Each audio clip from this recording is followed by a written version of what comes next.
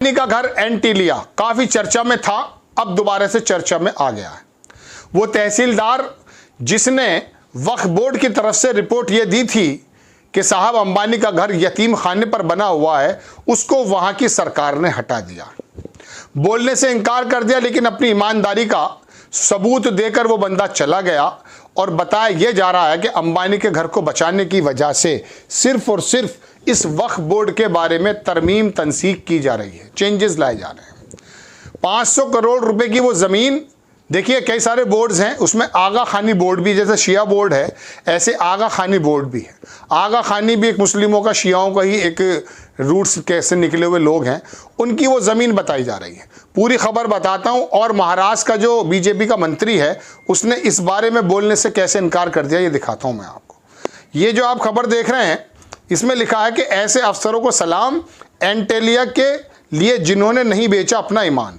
ये जगह जो आप देख रहे हैं ये ईटीवी उर्दू वगैरह ने इसकी रिपोर्ट पूरी की है और ये उस अधिकारी की शक्ल है, आप देख सकते हैं। बोलने से इनकार कर दिया इन्होंने और इन्होंने जो है वो रिपोर्ट भेजी है। अब रिपोर्ट भेजने के बाद बता दिया इन्होंने, लेकिन इनका ट्रांसफ़र कर दिया गया। नीचे देखेंगे आपको ये वाला वीडियो तो हम दिखा सकते हैं। एंटीलिया वक्फ के सवाल पर कैसे छूटे वक्फ के पसीने, वक्फ मंत्री के पसीने, सॉरी, आप छोटा सा इनका देख लीजिए, इन्होंने इसका जवाब नहीं दिया है। आप ये वीडियो तो देख ही सकते हैं, वो तो ईटीवी का था, हमने आपको नहीं दिखाया, देखें आप।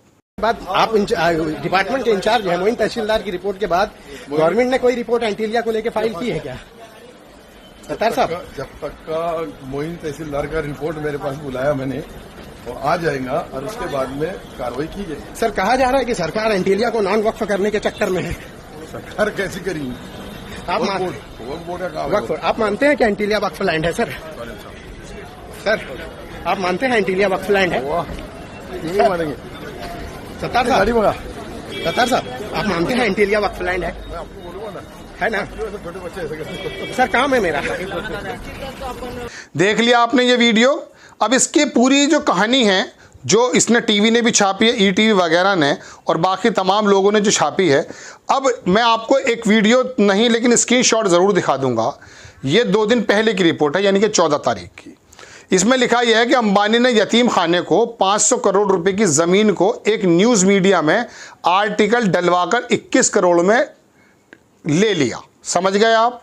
पूर्व वक्फ मंत्री अनीस अहमद, ये पहले मंत्री हैं जिनका बयान है ये। उन्होंने कहा वक्फ बोर्ड की 2017 की वो रिपोर्ट जिसमें एंटीलिया वक्फ मिल्कियत थी, लेकिन लालची और भ्रष्ट सदस्यों ने सन 2024 में इसे नॉन वक्फ करार देकर ठहराव पास किया है। ये अनीस अहमद जो मंत्री थे उनका बयान है। आपको थोड़ा सा बयान में दिखा भी दे सकता हूँ, स्क्रीनशॉट लगा लीजिए आप।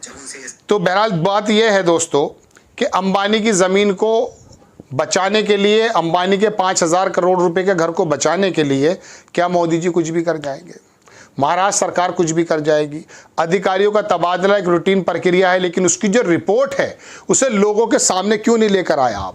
जब उसने वो रिपोर्ट भेज दी है जिसमें कहा गया है कि ये ज़मीन नबीन यतीम खाने की थी, इसमें कुरान को पढ़ाने का एक कमरा भी मौजूद था, उसको बाकायदा प्लानिंग के साथ लाया गया, फिर उसको ख़रीद लिया गया और अंबानी ने अपना एक शानदार घर बना दिया। बुलडोज़र बाबाओं, जब ज़रा से बात को अतिक्रमण करके आप ढहा देते हैं, कहाँ पर हैं आप?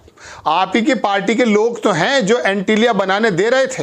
हालांकि ये जो बनना शुरू हुआ था ये कांग्रेस के समय हुआ था, ऐसा नहीं है कि ये अभी हुआ है। 2014 के बाद तो ये वक्फ बोर्ड को ही जो बदलने का पूरा मामला बना है, वो तो उस कांग्रेस आई की जो लापरवाही थी उसके अंदर मोहर लगाने की कोशिश की जा रही है।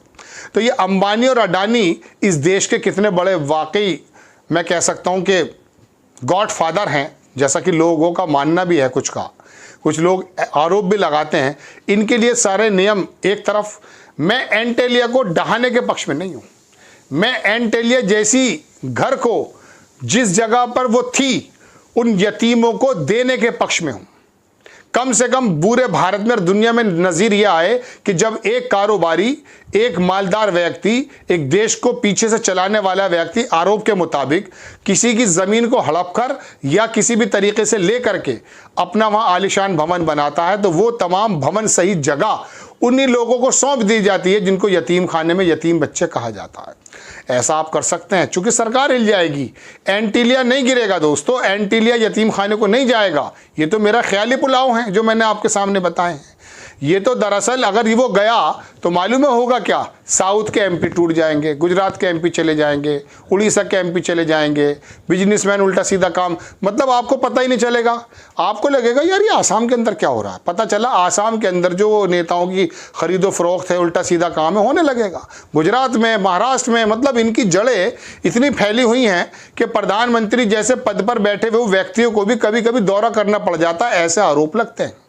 पोलैंड का दौरा हो या कहीं और का दौरा हो, बांग्लादेश में हो या श्रीलंका के, तो मंत्री ने कहा कि वहाँ पीएम ऑफिस की तरफ से या पीएम का दबाव है वहाँ तमाम ठेके देने के लिए।